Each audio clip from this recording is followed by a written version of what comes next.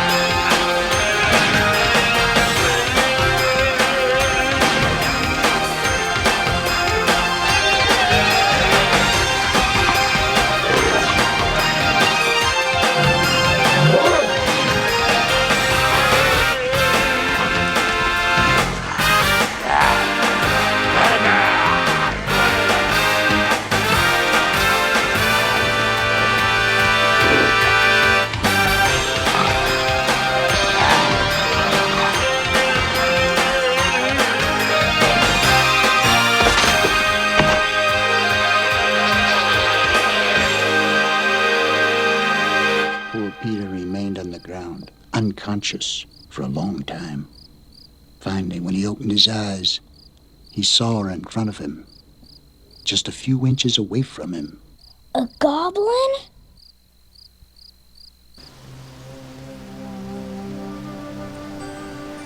She was a lovely girl, with huge eyes the color of the sea. She looked at him kindly, her expression full of love. Peter immediately fell in love with her. She caressed him and offered him something to eat and drink.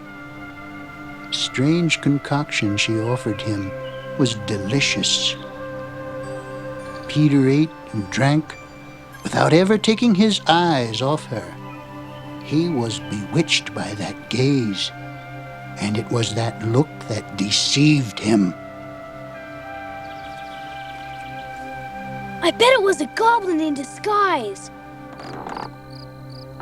These evil creatures can transform themselves into flesh and blood people whenever and however they want.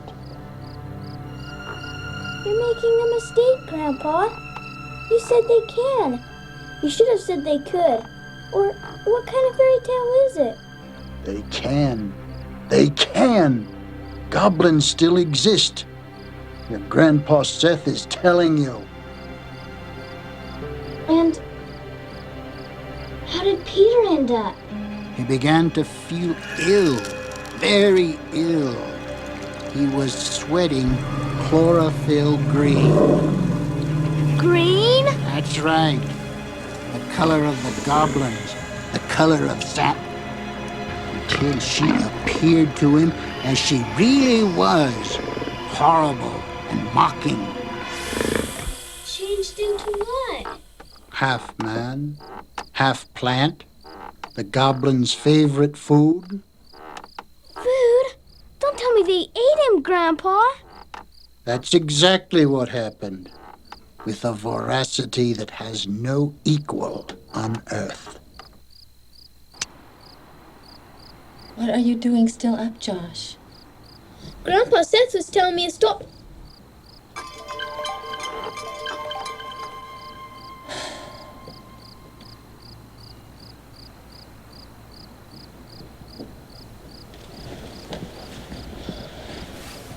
still telling the same story, Josh? I know, Mommy. I told you it would never happen again. But you see, it's not a dream for me.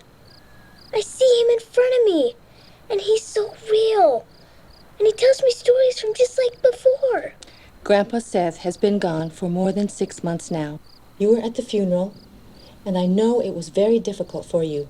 It was also very difficult for your father, and for Holly, and for me, his daughter. He was an amazing man. Grandpa Seth has remained in all our hearts, but you must banish him from your mind. Remember what the doctor said? Of course. Grandpa Seth is just an invention of my subconscious. That's right. But he's so real that... That's enough. Try to go to sleep. We're going on a vacation tomorrow. A month in the country will do us all good. Good night, dear. Good night, dear. Mom, Yes. do goblins exist? No, dear. They don't exist. Now try to go to sleep.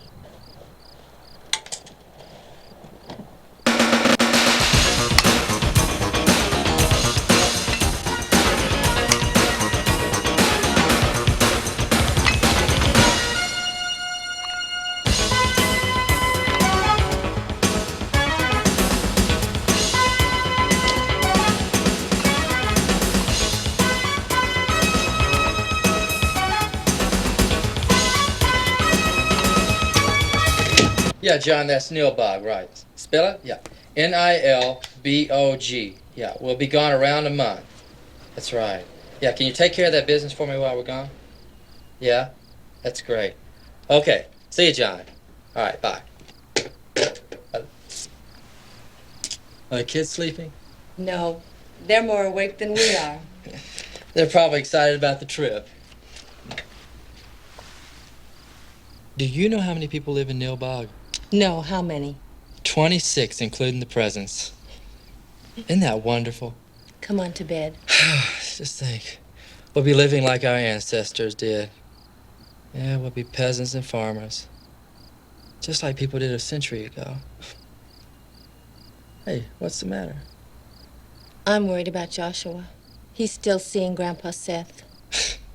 When I was a kid, I had an imaginary playmate, too. But it wasn't your dead grandfather. Yeah, it'll end. This trip will make him forget about your father.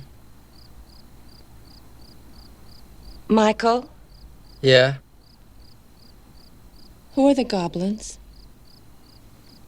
The goblins?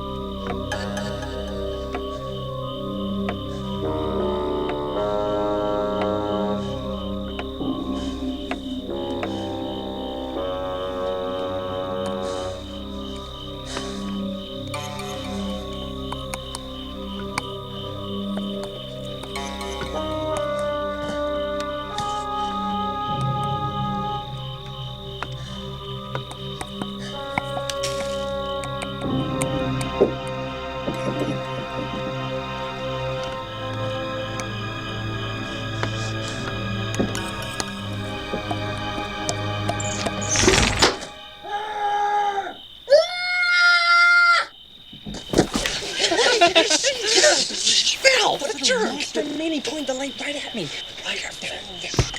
Goblins don't exist. Goblins don't exist. Goblins don't exist.